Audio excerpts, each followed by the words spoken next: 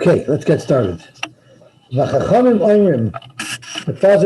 let's quickly take a peek back at the Mishnah on Daf Chafalef from Aleph, which is the beginning of Perek Shah, where this gets discussed. In the Art Scroll, it's like 25 pages, even more. Okay, here we go. So it says all the way at the end of the Mishnah, you break it up into crumbs and you throw it into the air. The Gemara is going to probe, this mefire, is that only apply to the Zohar L'Ruach, or does the mefire also apply to the Matal Hayam? If you throw the chametz away in the water, must you also break it up into small crumbs, or can you throw the whole loaf of bread directly into the water? So let's see. If you have to do that, if you're Mekayim Bia chametz, if you don't break it up. So let's see what the Gemara says. Let's start from the Dira Machal. Clear to Gemara Shaila. Heichi ka'amar. What exactly does the Rabbanan mean? Do they mean mefire v'zoyer l'ruach u'mefire matalayam? So either way, you got to break it up into small crumbs, and then you could decide if you want to throw it into the wind or if you want to throw it into the yam. Or Dilma, mefire is only required if it's v'zoyer l'ruach. But if you want to throw it into the river, into the water, you could just throw it the way it is, and you don't have to break it up into small pieces. And we have the same shayla about avodah zarah. But gabe avodah zarah kagavna. Avodah zarah has to be destroyed. If you have a getchka, you got to destroy it. So Rabbi Yosy and Sheichik, the zarah, grind it down. So mefire is a term Rashi explains that you use by bread. If you're for metal, you have to grind it down. So sheichik, you grind it down, v'zoyer l'ruach, and you throw the dust, let's say it's gold, the gold dust into the air, or you throw the dust into or you throw it into the water. V'beilu, and the Gemara had the same shayla there. Heichi ka'amar. What does Yosy mean? Does he mean sheichik v'zoyer l'ruach v'sheichik u'matal yam? And either way you have to grind it down. Or sheichik v'zoyer l'ruach. If you're throwing it into the air, you have to grind it down. You could just throw the getchka into the water the way it is. Amar Rabba. So Rabba said, "Mistaver avodah zarah d'liyam hamelech ka'azla." Normally, when you throw avodah zarah, you throw it into a very corrosive environment. You throw it into Yam HaMelech. You don't have to grind it down because the salt, the corrosive nature of the body of water, will dissolve it. But chametz, the l'shar naharis ka'azl. Chametz, when we throw it into the water, you're just throwing it into a regular body of water. Very pure, you'd have to break it apart. And Rashi tells us the reason why you'd have to break it apart, because we're worried that Rashi Shema Tifka Boy Svina Visitlenu. Maybe someone on Erev Pesach, after you throw out your bread, is going to take his wife says, Yankel, get the kids out of the house. I got to prepare for Pesach. So you take them rowing in the river, and as they roll, they roll gently down the stream, merrily, they find a piece of bread floating in the water, which is a problem. They won't have that now to Shasa Isser. They're starved to death because their mother threw them out of the kitchen, and they said, don't come back till 4 o'clock. I'm busy preparing for Pesach. These poor kids and the poor husband starving to death. He sees a Geshmak is floating in there. It looks like chicken. He thinks it's left over from Danny Vienna's siyum. Maybe it's a donut from this morning's siyum. So therefore, you have to break it up into small pieces before you throw it into the water. Look to Gemara. So Yosef said, Adrabah, look at it the opposite, from the opposite perspective. Mistaver avodah zarah the lo memisa bo ishchika. Avodah zarah is a metal statue. It's not going to dissolve. That's where I would say you'd have to grind it down. But chametz the mamas, even if you don't break it apart, it's going to end up dissolving in the water. That should not require pure. So we have a machlokes, Rabbi Yosy and Rabba. At first glance, it seems that the machlokes is both by chametz, where Rabba says it needs to be ground down, and Rabbi Yosef says not, and by avodah zarah, where Rabba says it does not need to be ground down. Let's see how it ends up developing. Tanya Kabbalah the Rabba, Tanya Kabbalah the Rabba. In support of Rabba and in support of Rabbi. Tanya Kabbalah the Rabba, a person was strolling down the midbar, and he has chametz on Erev Pesach, and he needs to get rid of it. Mefire, he could break it up into small crumbs. V'zor l'ruach, and throw it into the air. If he was on the boat Erev Pesach and this man beer comes, Mefire, he should break it up into small pieces. Umat l'yam. So this clearly says, like Rabbah, that chametz, even if you're throwing it into the yam, you have to crush it up into small pieces. Tiny comes to Yosy. So you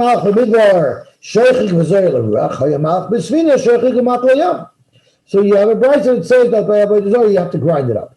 So for Gemara, Rabbah seems to have said that by avodah zarah you could just throw it into the yam as is. You don't have to grind it up. Yet this brayta says that you have to grind it up. Shchika kosher l'Rabbah, and pira kosher l'Rabbi Yosef. Rabbi Yosef says chametz you don't have to grind up.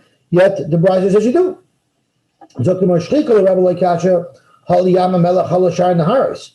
Avodah zarah, depending on where you're throwing it, will determine whether or not you got to grind it down first. If you're throwing it into a very corrosive type of environment, it'll dissolve, and therefore you don't need to grind it down before. But if you're throwing it into Lake Ontario, you surely must grind it down, because otherwise it remains intact. Bread is where Rabbi Yosef said you don't have to grind down. You throw it into the water, it's going to dissolve. But if you have little wheat kernels, imagine you keep them all together in a bag and you throw them into the water, they'll become chametz, but someone's going to pick them up and take them out, because wheat kernels won't dissolve. They'll blow up. They'll become chametz. So therefore, those you have to distribute. You have to grind them down. So where does the minute come that you don't eat? The Hungarians don't eat any fish on Pesach. They eat vulture fish. Because the fish eats bread that people threw into the yam. Yeah, but it's not a makar in the Gemara over here. This is the makar? No, there's no makar. No makar, that's right. Because it doesn't say anything about fish. No, it does not. But we're just about Chavches. We still have a couple of months. Maybe we'll find something. What's falsa fish, anyway? It's made out of meat. Like they make it out of ground chicken. They make gefilte fish out of ground chicken. Maybe it's falsa chicken also. No, they call it vulture fish because they cook it with the same ingredient, not the ingredients, but the flavoring, like the fish. So it tastes like a little bit like fish. Uh-huh.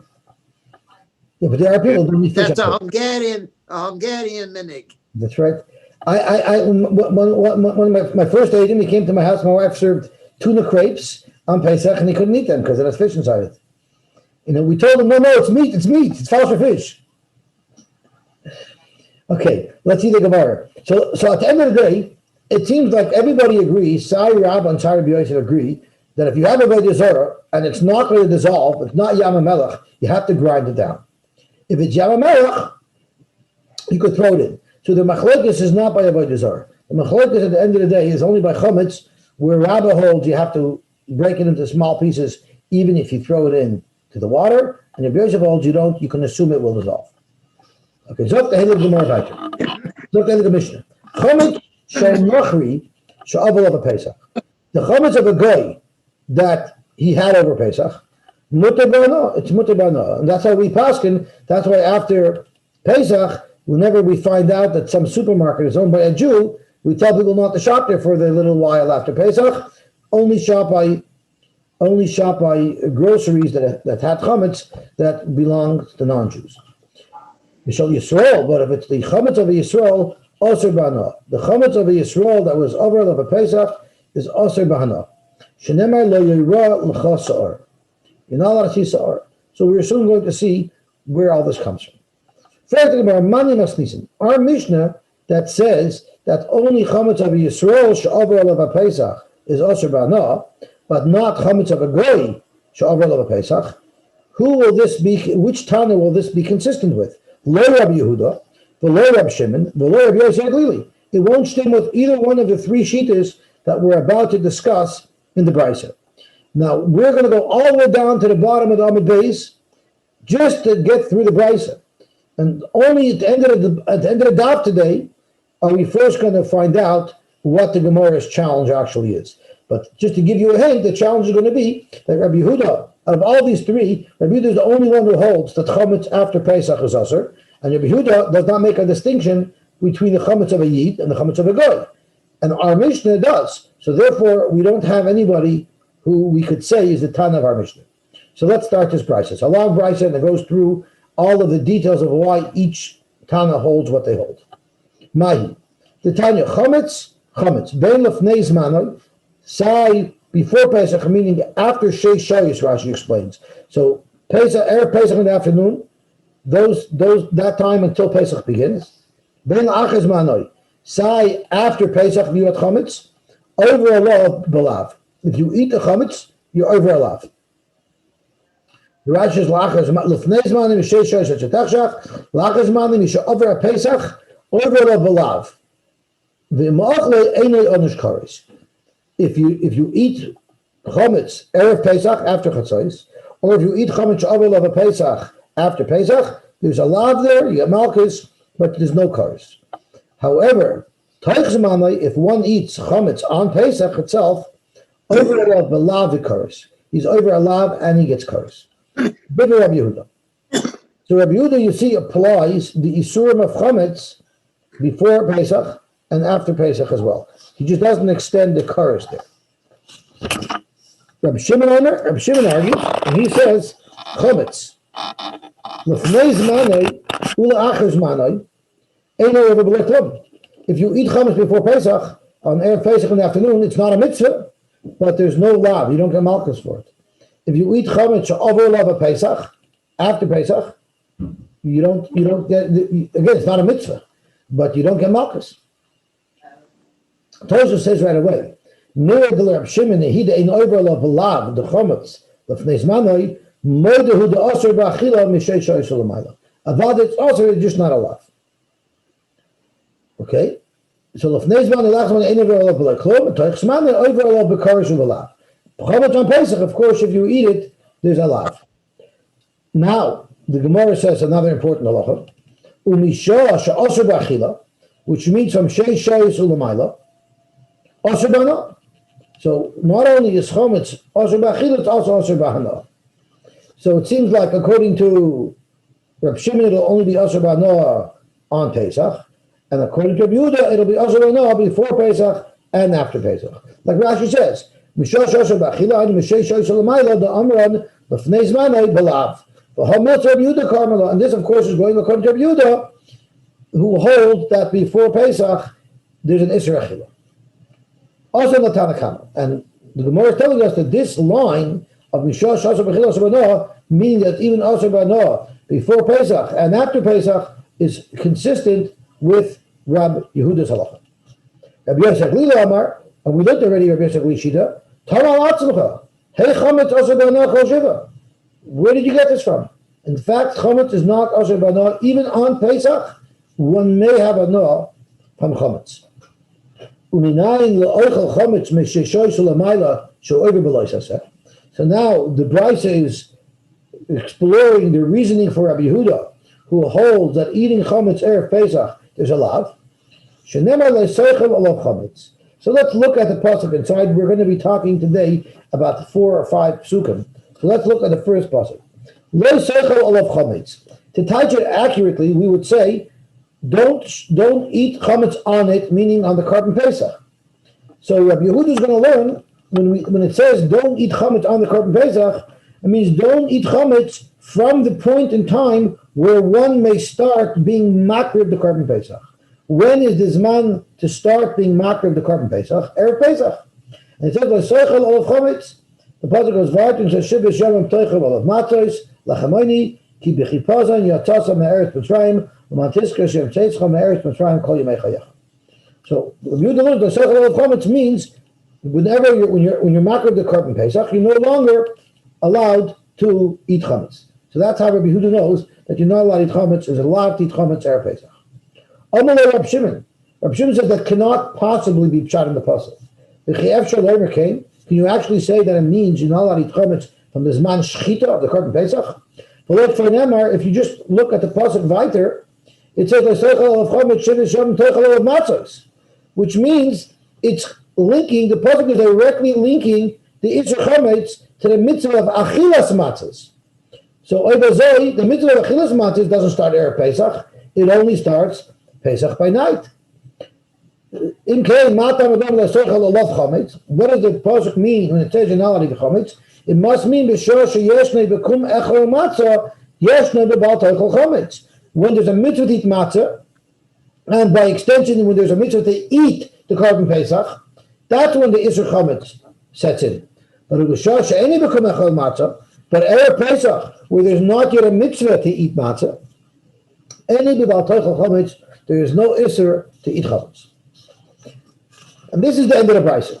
Now the Gemara wants to probe to understand Rabbi Yehuda. Even though Rabbi Yehuda brought a pasuk that teaches us, at least from his perspective, that Erev Pesach, you know how to eat chametz, where does he know that on Pesach you can't eat chametz, and after Pesach you can't eat chametz? My time is Rabbi Yehuda. Because there's in fact 3 different psukim that say lo soichel chametz, and one we apply to Pesach, one we apply to Erev Pesach, and one we apply to after Pesach. It says lo yechel chametz. It says lo yechel chametz. So it says lo yechel chametz actually. So let's read the next pasuk. And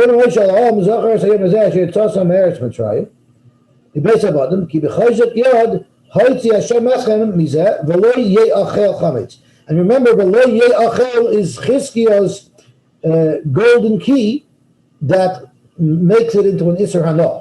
Right, the lo yechel.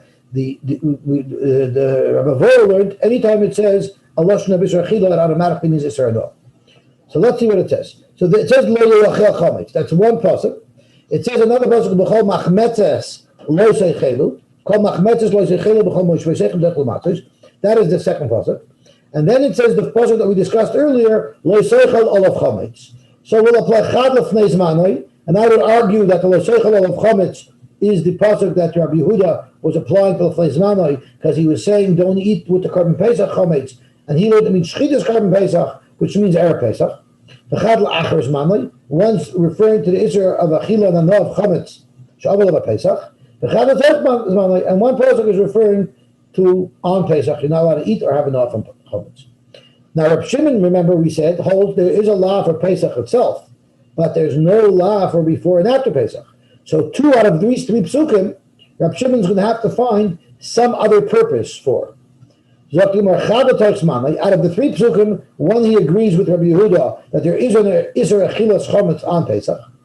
B'chol machmetzes, we don't learn to teach us another day. Rather, b'chol machmetzes miboya l'chedetanya, to teach me a new limud. Ainli chametz, ainli elishan is chametz me'elov. I would only know that what type of chametz is osur on Pesach, chametz that became chametz by itself, and that means on Tosfos, it became chametz with its own species. So if you put yeast in it as the fermentation agent, that's called as chametz me'elov.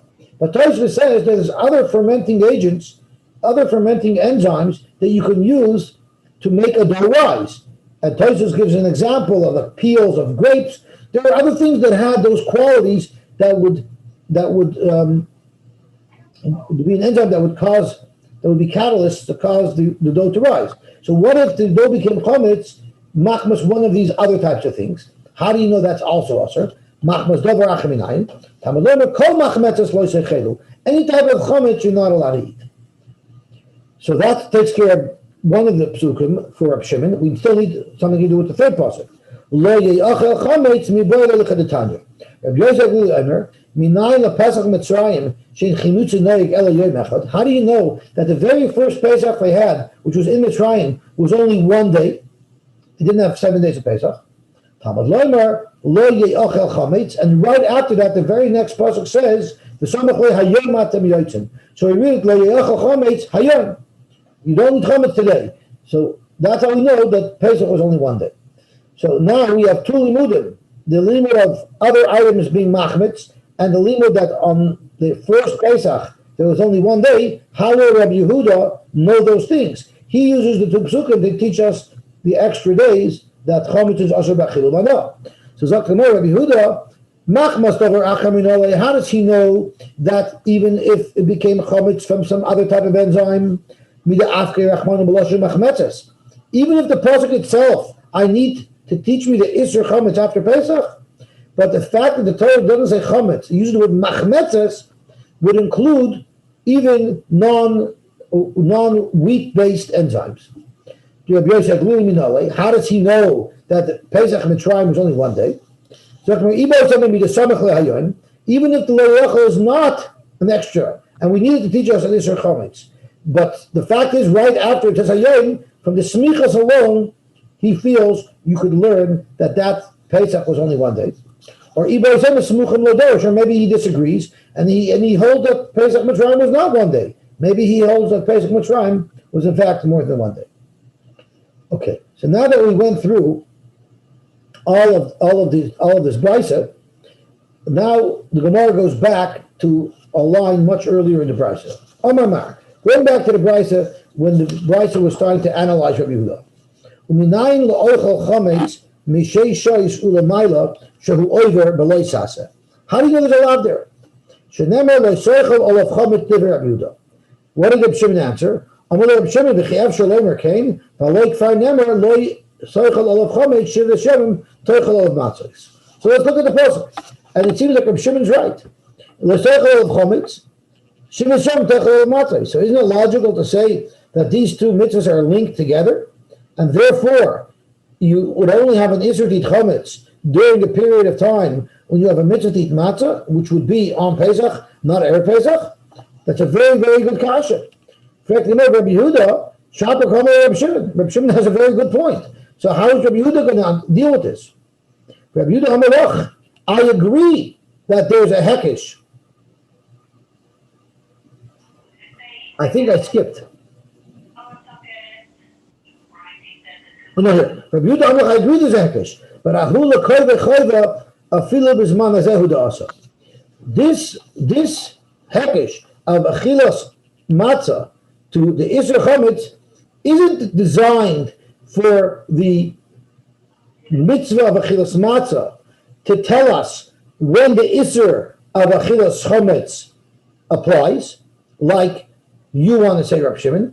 It's exactly the opposite. We're using the Isser Chametz to teach us when the mitzvah of Achilas Matzah applies. It's exactly the opposite.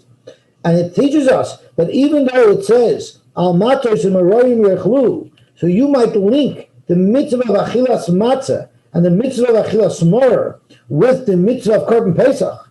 And now that we don't have the Korban Pesach anymore, you might suspect that there's no longer a mitzvah to eat matzah on Pesach.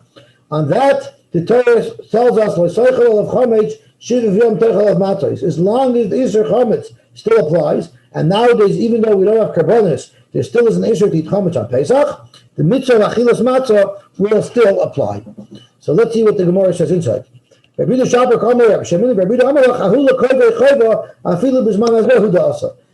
hekesh is to tell us that nowadays, even though we don't have the Korban Pesach, we're still mechuyev to eat matzah. For Rabbi Shimon, how does Rabbi Shimon know that nowadays, when we don't have a Korban Pesach, how does he know that we have a chiyuv to eat matzah? So there's a whole new pasuk now that he brings into the mix, and that's where he'll learn it from. And it's a completely extra pasuk, so we learn that it's applying to Bizman Hazeh when there's no longer a Korban Pesach. Rabbi Yehuda, so now Rabbi Yehuda has an extra pasuk. This could go back and forth forever. Right now Rabbi Yehuda says, you have an extra pasuk, what do you do with that? We know somebody who's Tomei V'Shoy B'dech Chayka, for him, we have Pesach Sheni. So he's not going to bring his Korban Pesach for the first Pesach. So maybe he could save his matzahs. Instead of going back to the Tzelem and bakery and paying $30 a pound for more matzahs, let him just save all of his matzahs for Pesach Sheni, when anyway he's bringing the Korban Pesach, and the Pesach Rishon, he can go easy. So you might think, since he can't be Mekayim the mitzvah of Korban Pesach for Pesach Rishon, he's waiting for Pesach Sheni. So matzah no nechal. Maybe he doesn't have to eat matzah no or Pesach Rishon. Maybe Pesach Rishon he can have a regular meal. That's the one that if you're Tomei V'Dech Chayka, you might get away with one Korban Pesach, but it's still going to cost you double in matzahs, and it's still going to cost you double in more. So Salem gets their piece of flesh out of you no matter what. They're getting the money.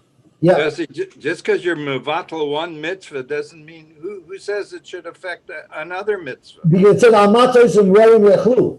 The Torah links the mitzvah of achilas matzah and the mitzvah of achilas mor to the mitzvah of Korban Pesach. But they're separate mitzvahs, aren't they? They're, so if you don't have more, you don't have to eat matzah either? Is that... No, because it seems like our matzah and we're talking about the Korban Pesach. So everything gets linked back to the Korban Pesach. So the Korban Pesach, I said on matzah, eat the Korban Pesach with matzah and more. So nothing depends on more, but everything seems to depend on the Korban Pesach. Okay, so in the Midbar, they didn't bring the Korban Pesach except just once after Pesach itself. The original Pesach, they only had one Pesach. Only one Korban Pesach. But matzah and more, they still ate. That's right. Matzah and more, they still ate. So it wasn't linked. Because they have this drasha. Because they had the drush. They had this drasha. They had the Erev Teichel according to Reb Shimon, and according to Rabbi Yehuda, they had the Hakis of Shivas Yamim Teichel of Matzahs. All right. But to Rabbi Yehuda, Mibaylei, L'tamei Had Moshe B'Shahar. Rabbeinu there that could tell them which one to do. I'm sorry? But they had a Moshe Rabbeinu that could tell them what it wasn't Reb Shimon then. Yeah, but I guess Moshe Rabbeinu must have known all of the Torah before. He had a good Rebbe. You got to get this accorded. You know, the Torah lists off like 4 or 5 halachas that he forgot. The Gemara talks about some thousands of halachas that he forgot. But all in all, he did pretty good. Yeah. So the Gemara, Rabbi Shimon l'chai v'cham minalei, nachlim me'av tochu. Rabbi Yehuda me'beilei, l'tamei b'sha'ai b'dech v'chayka. So Gedat Chamina Hoyle Pesach Loyochal Matzu Mar Namilo Nechol Kamash from Rabbi Shimon. How does he know Tamei B'Shoy B'Dech V'Chayka? So he's a Leitzachar. I don't need a special pasuk for that because the Leigor may oil u'Benechar. There shouldn't be a difference between an oil and a Benechar. The Chassid it says V'Chol oil Lo Yochal Boy. An oil may not eat it, meaning it the Korban Pesach. Boy who ein oil avol oil u'B'Matzu Mar.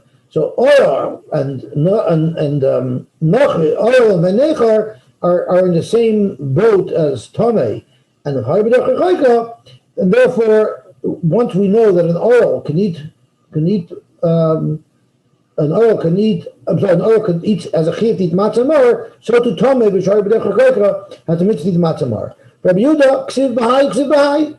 The Torah wants to say it specifically by the oil and the Benechar, and also wants to say specifically by the Tamei B'Shoy B'Dech. So now I just want to hone in a little bit on what an oil is and what a Benechar is. Because a Benechar means if someone does an Aveir. If someone doesn't go to bush, he's also a Baal Aveir. So Rashi tells us an oil is Shemesu Achav Machmas Milah. So he's not doing the Navla at all. He's an oil because it's dangerous for him to get to Bris Milah. Such a person may not eat from the Korban Pesach. Where's the Benechar? Rashi says very interesting. Misha disnakru ma'asav la'ovav shabbat shemayim. Somebody is a rumor, but v'lo l'chol Torah. He's not a rumor l'chol Torah. So the Achronim analyze Rashi. What's great on Rashi that he's not a rumor l'chol Torah? So they answer very perfect. If he's a rumor l'chol Torah, he doesn't really give 2 hoots what the halacha of a Benechar is. It's not relevant. If he's a rumor l'chol Torah, he's not interested in being mekayim the mitzvah of Pesach. So obviously it's a guy who does certain aveiros. But Pesach, he's makbar on. So he wants to know if he's mechuyev to eat matzah. So he's not allowed to eat the Korban Pesach, but I'll eat matzah. So isn't that Russia? The Russia what says? Yeah. The Russia says us. What is this all about? Yeah. So Moshe Ribner said over that you know the restaurant on the east side of Bathurst, just north of Wilson, a fancy restaurant called Paes, P-A-E-S-E, Paes. It's right. It's just north of Wilson. On the east side. So they once called Yisrael Baruch Fish, and they told them they have a very important client who wants them to make a beautiful Passover meal for them. And they were asking Yisrael Baruch, being that they don't know anything about Passover, they were asking Yisrael Baruch to help out with their menu and to help them develop this meal for their client. So he said, no problem. So the restaurant tells him, but you have to be very careful. Our client says it has to be non-gebrukst. Now, I remember when I was in Los Angeles, when I was just a young man, so there was a very old man, he was like in the 70s, who married like a young 20-something That's year not an old. old man. That's a young man. I mean an elderly man. I mean an elderly man, an experienced young man. There was an experienced young man. There's an experienced young man who married this very young girl and he was shopping with her in Ralph's, which is the supermarket there, and her clothing was the poet's Mubala Imid, we'll call it. And I remember that she took a product off the shelf on Pesach, and it was OU. And he started screaming at her, "Wie kennst du das nehmen? It's doch Pesach. Me esst dich nicht OU auf Pesach." I just got a kick out of this scene. Okay. But here we're talking about a mummer. He's a mummer, but Pesach, he's makbaran. The truth is, I shouldn't make fun, because I just read this week from the Tosher Rebbe. The Tosher Rebbe's father had a gabbai who was a very tamimistic yid. And every night the Tosher Rebbe would ask him, "Wussere Nacht Chanukah lech das Hand?" What night of Chanukah is it? So his tamimistic gabbai would always say, "Last night was 3." Because he would think it's like Sfiras Omer. And the Rebbe would ask him like over and over again the same question. It almost looked like he was trying to make his gabbai look foolish. But the Rebbe said, "Chas v'sholom, I'm not trying to make him look foolish." The Rebbe loves a tamimistic yid who just does his best. And he's so concerned, he really believes this is how Hashem wants him to do. And because of that, I want to bring that more and more to show Hashem how a simple Yidden love the Rebbeinu Shalom and love to do the mitzvahs.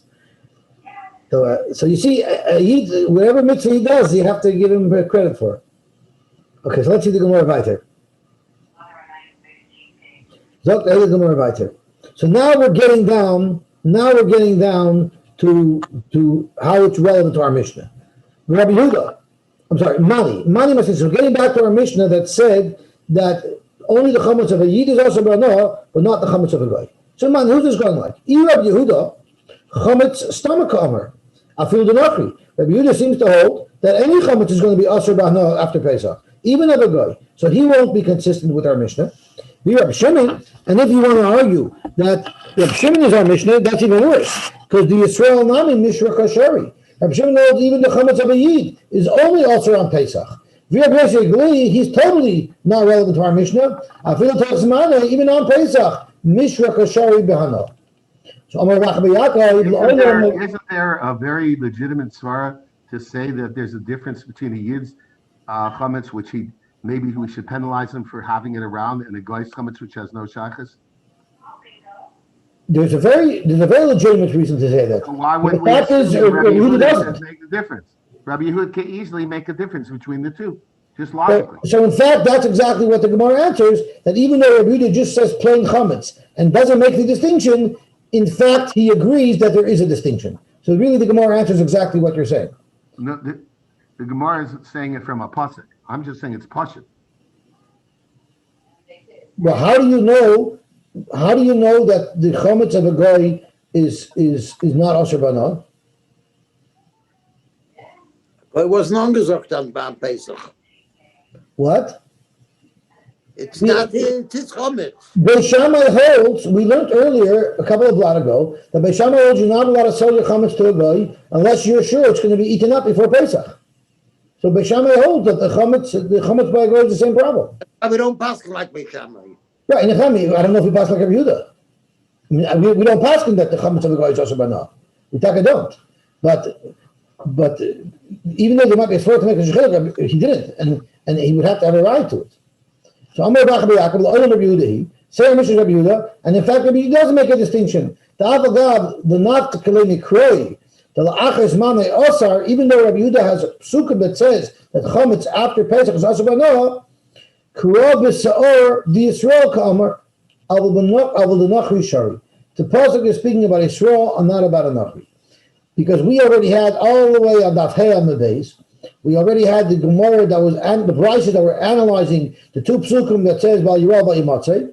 It says Sorry L'Yimatzeh B'Vatechem, and then it says L'Yirah L'Cha Chametz L'Yachol Sar B'Chol G'Volcha. So we learned over there the Yalav Sar D'Achila Misar D'Riyah.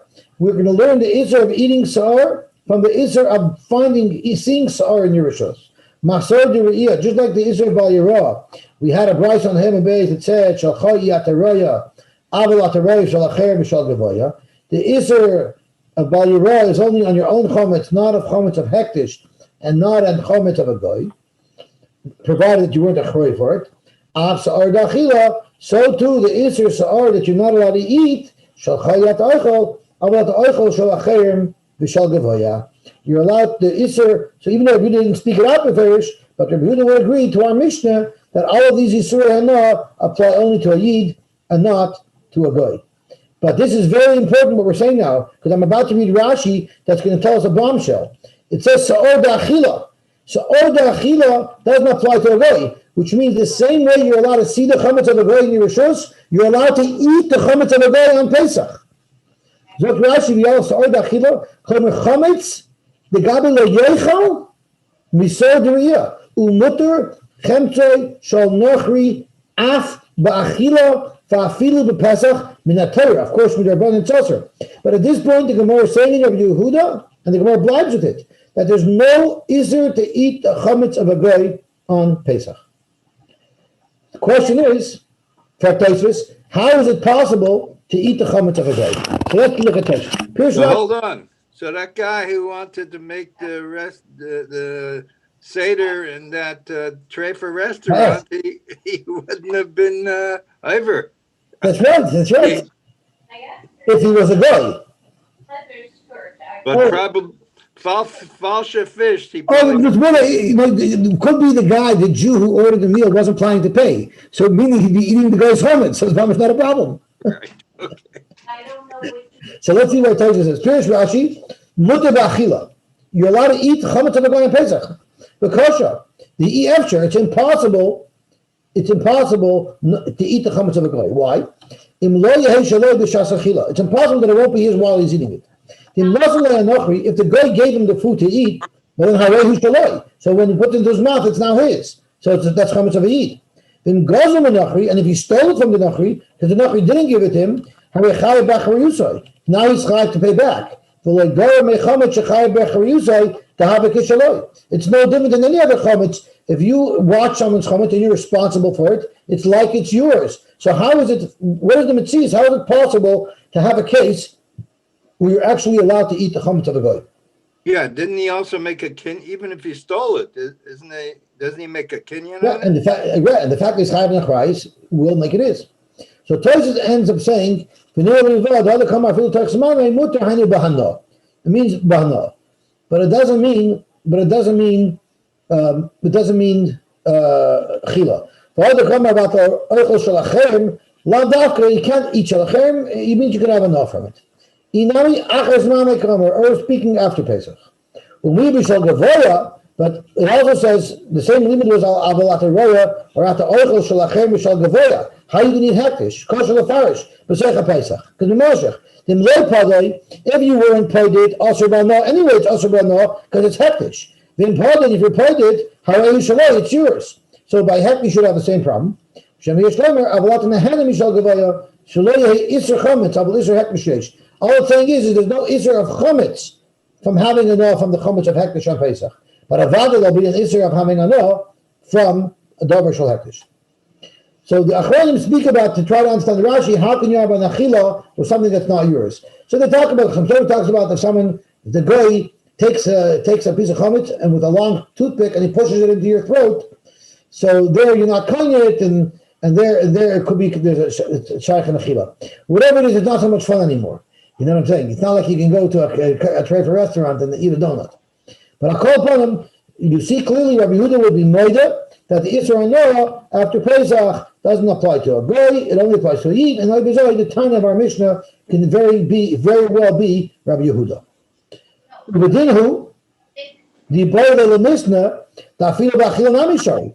Mishnah just says that the chametz of a goy is mutar b'no. It should have said the chametz of a goy is mutar b'achila also, which would have been appropriate because that's even a bigger chiddush than what the Mishnah writes. But the ID, the Tana, the Yisrael also b'no, since when we're talking about the chametz of Yisrael, we're talking about Isser Hano, Tananami Dinochi mutar b'no. So when we address the goy, we talk about Hano. The Mishnah should have said that even on Pesach, the chametz of a goy would be mutar b'no. That wouldn't address the after Pesach, But the idea the Tana di Yisrael, since the Mishnah was really trying to highlight that the Chametz of a Yid, Shavuot of a Pesach, is also Bano, so it provided the comparison cases by a Goy based on the case that we wanted to highlight by a Yisrael.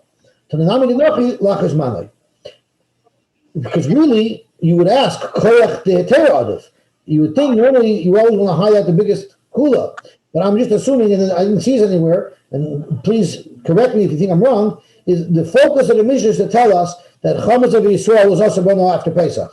And based on that, the Gemara filled in what would happen by a Goy. But I think that was the focus of the Mishnah, and therefore, even though it's talking about Koyach Yisura, that it's also Bano, but that's what the Mishnah is trying to bring out. So that's the first shot that our Mishnah stems very nicely with Rabbi Yehuda. Rav Amar, Le'elim Rab Shimon, it's going according to Rab Shimon. Rab Shimon said there's no Isra Achila before Pesach or after Pesach, and there's no Isra Anoah before Pesach or after Pesach. So to know that's Midoraisa, but Rab Shimon, Knas HaKanis. Rab Shimon knows with the Rabbon, and there is a Knas after Pesach that Chametz is Asher Banoah, Hoyel V'Avar Allah, B'Bal Yirah, U'Bal Yimatzeh. And we could stop here. Shkoyach. It was a Geschmack of Gemara. So tomorrow, Mitzvah, we're going to learn at 7, and we're going to learn at 9. Shkoyach. Have a good Woche.